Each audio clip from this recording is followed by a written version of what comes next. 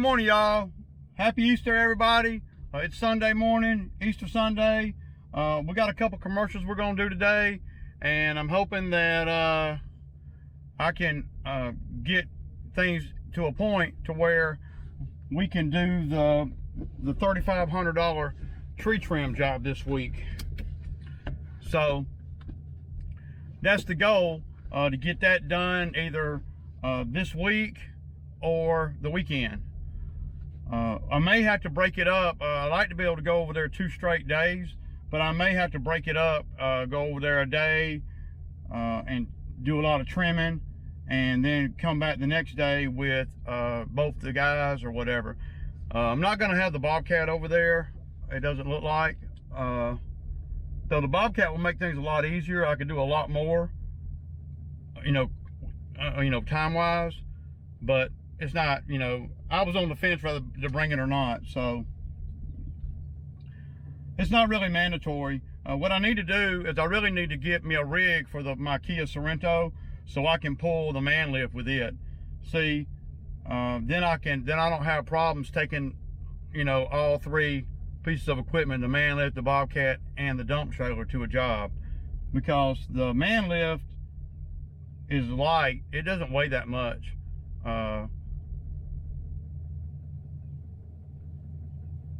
Compared to, the Bobcat trailer, or even the dump trailer full, there ain't no way that, that you could use the Kia for that. But it'll definitely pull the man lift, and I can maneuver the Kia. The Kia is a lot smaller. It's not as wide, it's not as long, and I can maneuver the Kia, right up into where I need to go. See, over there where at that Griffin job that I looked at a couple weeks ago, and I got video over there. See, that job, there's no space anywhere, so that was the one reason why I wouldn't bring the Bobcat, because there's really no place to even put the Bobcat trailer. I would have to, it would be ugly. If you do it over the weekend, there's a church across the street, that, well, they're gonna have folks in church. If you do it during the week, I may be able to park my trailer across the street at the church. But anyway, it doesn't matter, because I'm not gonna have the Bobcat. So, okay, so the latest on the Bobcat, this one I kind of wanted to clarify, because I'm not a professional storyteller, so sometimes the videos don't really express what I mean to say, and sometimes I don't, well, I just don't, I'm not a great storyteller sometimes. So the scoop with the Bobcat is they finally found the long lost hydraulic leak that nobody else could seem to find. So I knew it was leaking hydraulic fluid from somewhere, I just didn't know where. And the other mechanic, he couldn't find it either. Of course, he's probably not looking up high on the fan. And I did notice the fan making some funky noises and stuff over the last 3 months or so. But it's never ran hot or anything like that. So, at the end of the day, y'all, and I know a lot of you guys saying, man, I wouldn't let them do this and I wouldn't let them do that. At the end of the day, I'm gonna have to trust somebody. I have to trust somebody until they show they're not trustworthy. I mean, I got to. So I don't know what that hole in the back of the block is. And I don't know, I'm gonna ask the mechanic when I actually go pick the machine up. I'm not sure what that is. I don't know if it's some kind of, I don't know, man. My thinking is the first thing that comes to mind. My thinking is that Kubota, turbo diesel, it goes on a lot of different applications, machines. So my only thing I can think of is maybe it's the oil plug or something. I don't know, for another application. Now, because you can clearly see that hole is machined hole, and you can clearly see that hole ain't been open like that for long. because you can still, I mean, it hasn't been like that for a long time. I mean, it looks like the screw backed out or bolt backed out or whatever. I don't really know. And I'm not trying to complicate things with the mechanic. I'll figure all that out when I go up there, because either way, no matter what he says on the phone, it doesn't really matter, because I'm going to have them fix it. So I'm going to have to trust the process, and I'm going to have to trust the dealer. If I can't take the Bobcat to a Bobcat dealer and get it fixed, then I don't know what I can do, right? And at the end of the day, it's mandatory that I fix that machine, y'all. I ain't got time to be looking for no deal. And every time, what a lot of guys don't understand that's coming in the comments, and I'm just want to point this out. A lot of times, you got to be thinking about what it's going to cost me to take it somewhere else at this point versus leaving it at the dealer and letting them fix it. We know the dealer costs more money. We know the dealer is the most expensive place I could possibly take it. We're hoping, right, that the dealer is the most qualified as well, right? I don't know that for sure, because every dealer's different, you know. But I'd rather take the machine to the dealer than to take it to the mechanic over here. And I'm not going to be working on that machine myself. I'm not going to fix that issue. I'm going to pay somebody to fix it. That's why I am not a mechanic. So at the end of the day, a couple things that are just basic ground rules here in this particular situation is, number one, the Bobcat must be fixed. It doesn't matter what's wrong with it. It doesn't matter. It doesn't matter. Because at the end of the day, I can't replace it for whatever it's going to cost me to fix it. I mean, I could put a new engine in that thing and you know, redo a lot of the machine for $10,000 or $15,000. I mean, I could. You're not going to get close to buying a machine like that for $10,000 or $15,000. And then you buy another machine. Then it comes with all its own issues, all of its own stuff, right? That I don't know about. It's gonna need tracks. It's gonna need rollers. It's gonna need this. It's gonna need that. The unknown, you know. Well, Ray, it's all under warranty. But all that is a pain in my ass to carry it back and forth to the dealer. You see, I don't want to do all that. It's just not. It's not a smart business move. And I don't expect everybody to agree with me, but I at least want people to see why I think like I'm thinking, right? Go look at what skid steers cost. And if you looked at the logistics of where I got the Bobcat at now, you know, at the dealership in Riverdale, nobody would be coming at me saying, hey man, I'd go get that thing. I wouldn't let them work on that thing. I'd go get it. But if I go get it, where am I taking it? To another underqualified mechanic?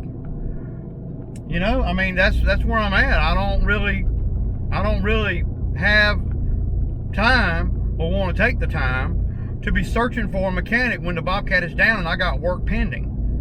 And I need to do the work pending before the lawn care season gets in full swing. And the lawn care season is getting in full swing. It's already not comfortable having the Bobcat in the shop and all these jobs lined up, and the lawn care is already cranking up hardcore. See, I need to get the machine back, and if I take it from that shop, which is a 40-minute drive one way, and bring it to my house, then I'm going to have to find another shop, and then we start the process all over again. Then it could easily be May 5th before I get the machine back. And it's still going to cost me. How much money am I going to save by taking it somewhere else? I don't know. I'm not going to find out, but I'm going to leave it there and I'm going to trust that they fix it. That's all. I mean, I have to lay it down and trust that they're going to fix it. At the end of the day, it's all about trust. If they don't fix it right, then I'll have learned a lesson and I won't take it back to that Bobcat. But one thing about the Bobcat dealer is they'll make it right. They have the means, the resources, and the reputation to make it right, whatever it is. So when you pay dealer prices, most of the time they can fix it. And I know that they're in the machine deep because they found the oil leak. I would have never been able to see that hole there. I washed the machine and everything, and I couldn't see that. And I don't know what that is for. I have no idea. I don't know. I can only assume it's for another application. So, yeah, y'all.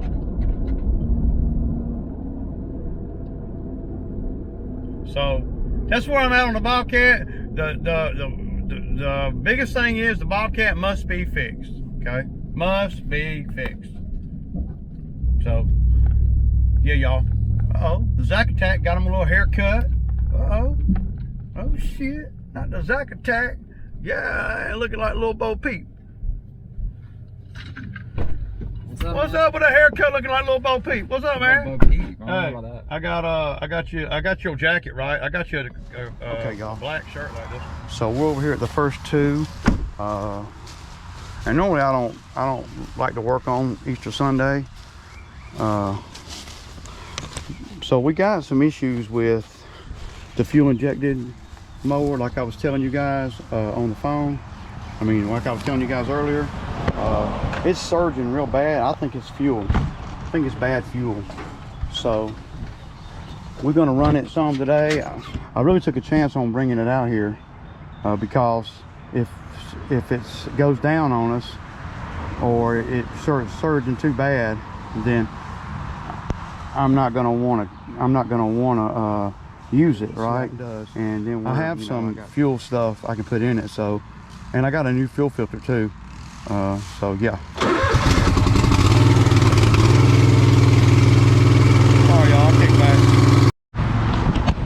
So yeah, y'all, so this customer here, he tried to get me to, he said, come back in 2 weeks. Can y'all see that? I don't know if y'all can see that. I told him if I come back in 2 weeks, I'm gonna be charging a lot more money. We're gonna double up if I come back in 2 weeks. This is one of the folks that I'm trying not to go up on the number because the yard's pretty simple. But I told him flat out that, I said, really? You want to wait 2 more weeks? It will. And it goes all the way down the road back there. So I pretty much just told him that if he waited 2 more weeks, he might have to get somebody else. Because I'm not going to let these customers start off the season like that, you know. And they'll try you out here, man. I mean, y'all see how bad this is? Look, it hasn't been cut not one time all season. Y'all see all that? I don't know if y'all can see if it really shows up on there. But yeah. So we're already doing this one for sure. You know, Zach's already started on this one. So anyway, I told him, hey, brother, if I don't do it today, then you're probably gonna have to find somebody else. Because I'm not gonna want to come over here in 2 more weeks. And, you know, yeah, y'all see it, man. Y'all see. All right, y'all.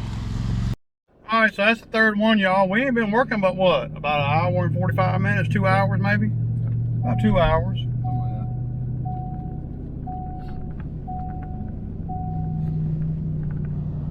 We're getting all these ones that ain't been done yet out of the way. See, every one that we've done so far hasn't been done yet. Right. So that's automatically tells you it's gonna be a lot longer. Takes longer, you know. But they usually pay a little bit more too, so because they don't like to do no cleanup.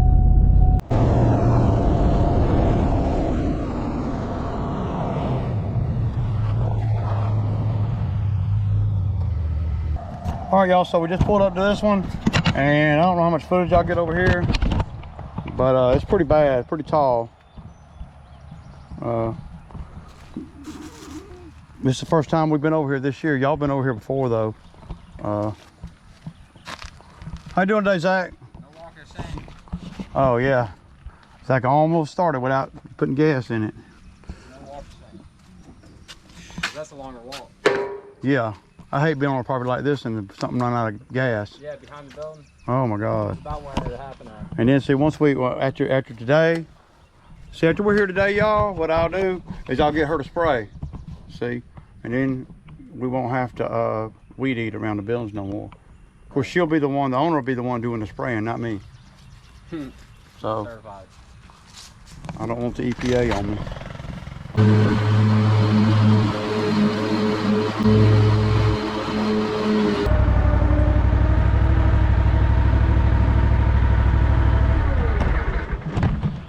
So y'all see this limb.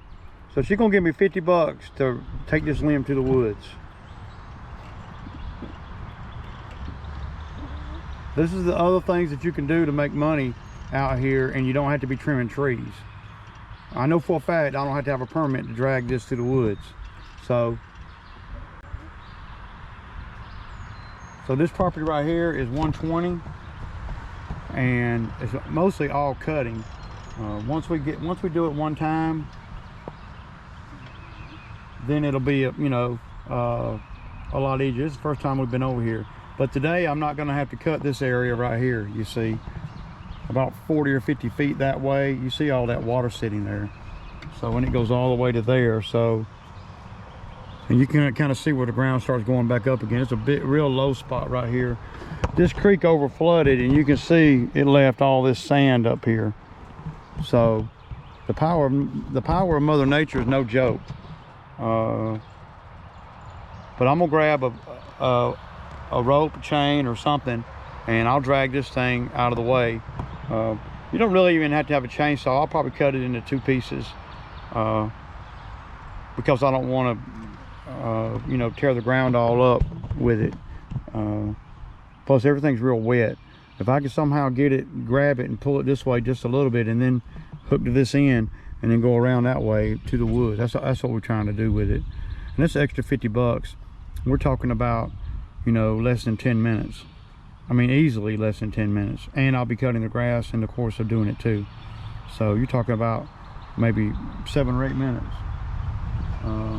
But we'll definitely get this up out of the way.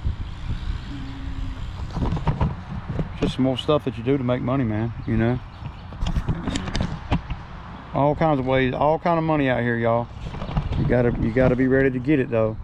I got an old chainsaw, and I could actually cut this with a handsaw, but I got a chainsaw in the truck. Keep a chainsaw with me always, especially down here where I live at, man, because a lot of these big properties and stuff, they yeah. I went up on this one right here. This one was 100 last year. It's 120 this year. Plus today's gonna be 170 because I'm gonna get this up. Anyway, I'll kick back.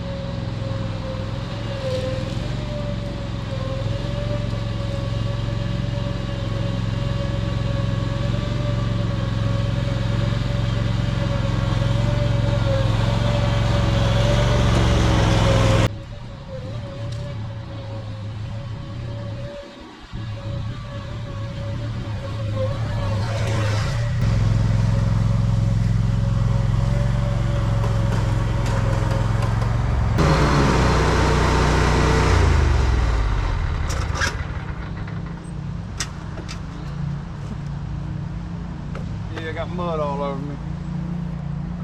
I'm not even gonna worry about the other piece. It's way off deep in the water, man. trying to get that. We'll be back.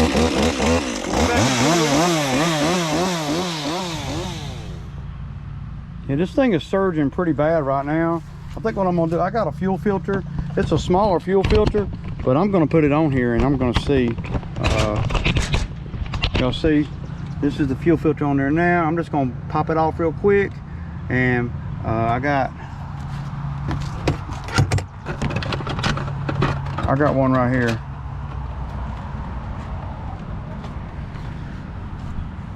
Got to be better. Well, this will give me a sign into what it is, right? If it ain't the fuel, then I'll know after doing this. I think it's bad fuel, but who knows, you know? Yeah.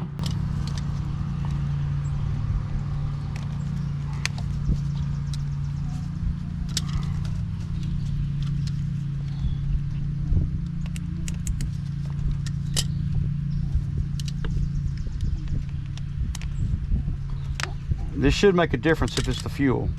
Make sure I got these fuel filters, they have an arrow on them, so I'm gonna make sure you're flowing the right way.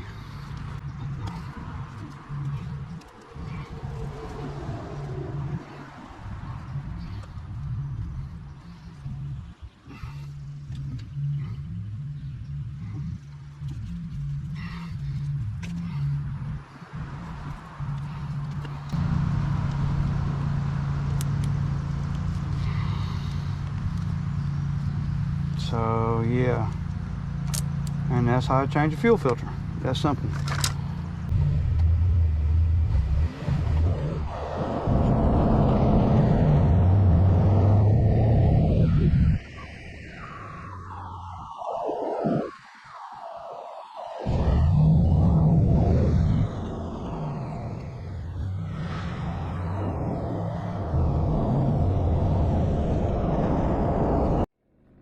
So we got everything done today. That mower is still surging, man. So yeah, I'm gonna I don't know what I'm gonna do.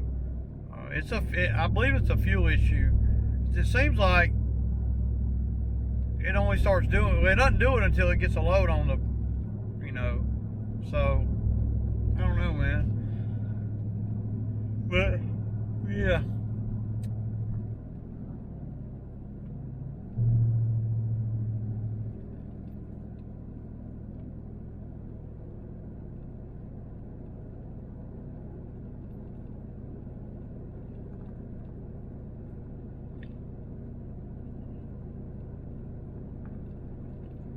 We did pretty good today, though. How much we do? We only worked about 3.5 hours. We did, see, 80 and 70s, 150.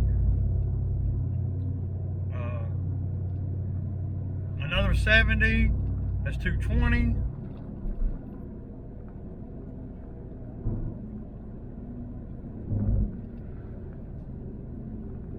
Whatever 220 plus 170 is.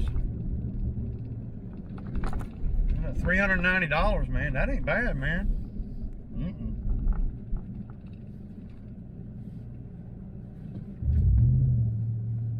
Y'all know, man.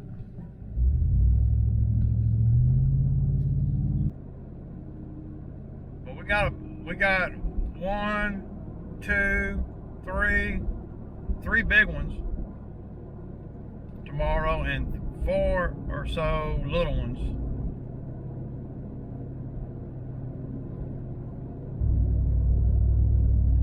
Man, it's gonna be hard to get this damn griffin job in. I'm gonna have to set up a date with Zach. I don't know how I'm gonna do it, man.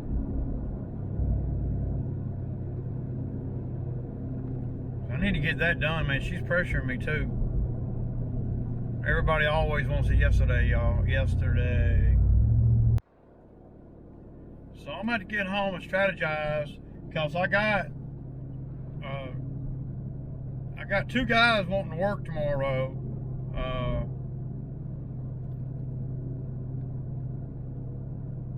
Yeah.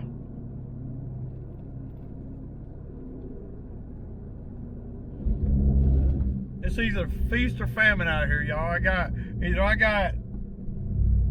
folks that don't want to work at all,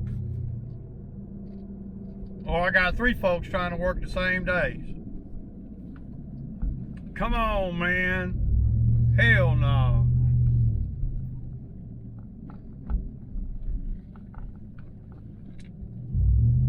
I'm a little bit concerned about this mower. Just a little bit.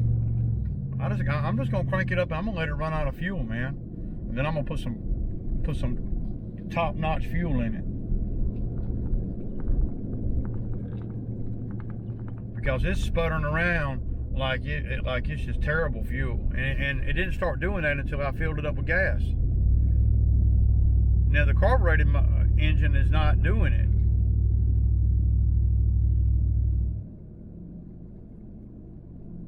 But you know, fuel injected is a lot different, man. You know, than carbureted. So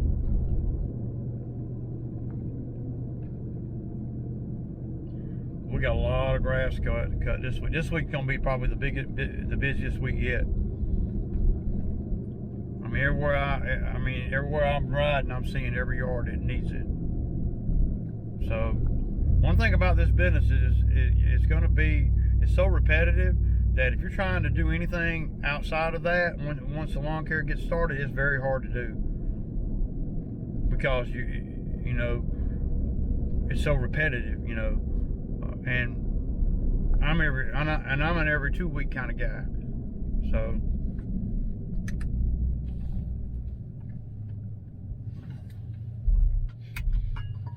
but we're doing good though this year so far, and we are, you know, it's really all about the freaking labor, man. You know, my biggest problem last year wasn't making money. It was dealing with all the issues of the labor, you know. A lot of you guys have asked me about Bo. Bo's in Florida, you know. Yeah. 2 o'clock, man. You know, we just started about 10, so about 4 hours. So I'm gonna go ahead and eat me a Sammy, y'all. Y'all know what it is. It's Sammy time Easter. Peace out.